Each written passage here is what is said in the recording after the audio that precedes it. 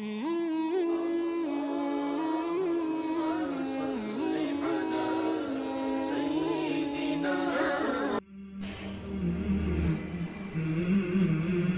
نبوی صلی اللہ علیہ وآلہ وسلم۔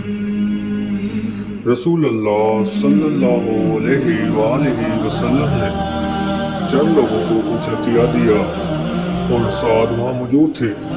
وہ کہتے ہیں کہ رسول اللہ صلی اللہ علیہ وآلہ وسلم نے ان میں سے ایک شخص کو کچھ نہ دیا، حالانکہ وہ ان میں مجھے سب سے زیادہ پسند تھا۔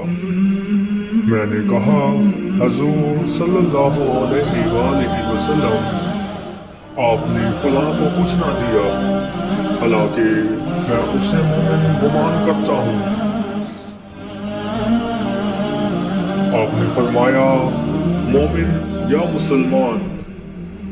میں تھوڑی دیر چپ رہ کر پھر پہلی بات دہرانے لگا۔ حضور صلی اللہ علیہ وآلہ وسلم نے بھی دوبارہ وہی جواب دیا۔ پھر آپ صلی اللہ علیہ وآلہ وسلم نے فرمایا کہ اے سعد، باوجود یہ کہ ایک شخص مجھے زیادہ عزیز ہے، پھر بھی میں اسے نظر انداز کر کے کسی اور دوسرے کو اس خوف کی وجہ سے یہ مال دے دیتا ہوں کہ وہ اپنی کمزوری کی وجہ سے اسلام سے پھر جائے اور اللہ اسے آگ میں اوندھا ڈال دے۔